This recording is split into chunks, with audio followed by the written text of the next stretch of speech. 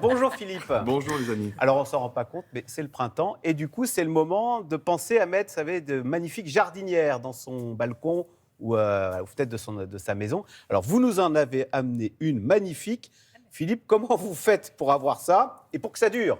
Et surtout dans ce contexte, de froid quand même. Effectivement, alors c'est vrai que depuis plusieurs jours, on peut acheter en jardinerie toutes ces plantes fleuries. Attention, en ce moment, alerte froid. Et on a mis nos balconnières comme ça fleuries au bord de notre fenêtre. Il va falloir agir rapidement, sinon elles vont geler. Le gel, c'est pas des températures négatives pour les plantes.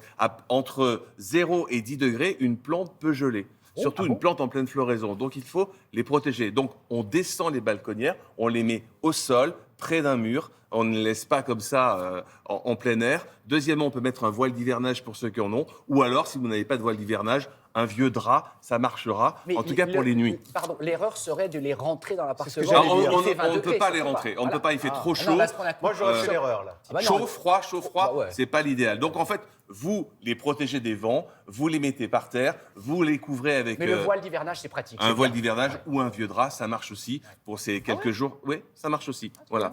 Donc alors effectivement, belle jardinière effectivement en ce moment. Comment on fait? D'abord, il faut plusieurs règles. Il y a plusieurs règles à respecter. La première, mettre les plantes qui s'aiment, parce qu'il y a des plantes qui s'aiment, d'autres qui ne s'aiment pas. Vous avez par exemple la menthe qui est égocentrique, qui prend toute sa place et qui tue toutes les autres. Donc il faut connaître. Elle est très égocentrique. Beaucoup de racines. La menthe, elle est seule.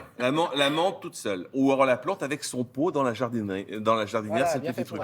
Et puis savoir si elle est au nord, au sud, et puis mélanger les espèces qui sont mélangeables, c'est-à-dire avec le même type de sol et le même type d'entretien. Est-ce que vous allez entretenir ça une fois par semaine ou tous les jours? Donc on est d'accord que le pépiniériste, il va nous renseigner. Le pépiniériste, oui, ou le jardinier va vous renseigner. Pardon, mais du coup, pensons, quand on achète ce type de plante, à demander à la personne sur place si elles s'entendent, si c'est le même type de sol. Exposition, sol et entretien, c'est les trois bases. Alors, je vous propose ce matin 3 types de jardinières que vous allez faire selon vos expositions.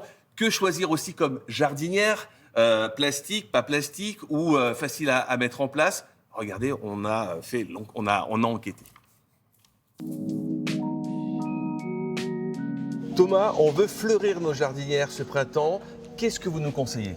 Là, je vous ai fait 3 types de jardinières différentes. On mélange surtout de l'annuel avec de la vivace. Au moins, l'avantage, c'est que ça dure un peu plus dans le temps et les plantes qui reviendront chaque année. On va trouver celle-ci dans les tons un peu bleu et blanc avec le Strobilanthes, qui est un petit arbuste qui va être persistant l'hiver. L'Ibéris, avec de la vivace qui va pouvoir fleurir aussi sur la bonne partie du printemps et qui reste persistante aussi derrière. L'Ancoli, qui est une petite plante vivace très florifère pour le printemps. C'est la reine du printemps. C'est la reine du printemps, exactement. On va retrouver aussi tout ce qui va être prime vert, l'Obélia pour l'annuel.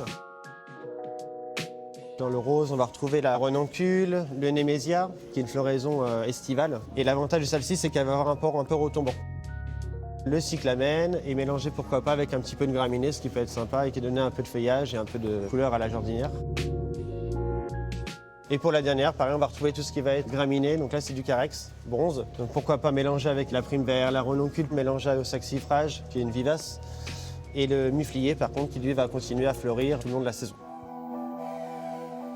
Thomas, quelles sont les petites innovations en termes de balconnières, de jardinières? Ça va être par exemple les petites accroches avec les petits pots comme ça qu'on peut directement accrocher sur sa rambarde de balcon. Et après, on va trouver une petite réserve d'eau avec une petite secoupe en dessous. L'avantage, c'est que si vous partez l'été, il n'y a pas besoin de trop arroser.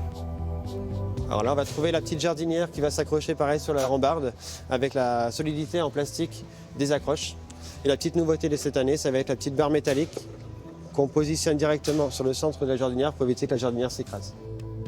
Une petite jardinière à mettre à cheval sur sa rambarde de balcon et plantée après avec 2 compartiments. Pareil, l'avantage, vous avez la réserve d'eau à l'intérieur et les petites séparations pour éviter que la jardinière ne tombe si vous êtes en appartement.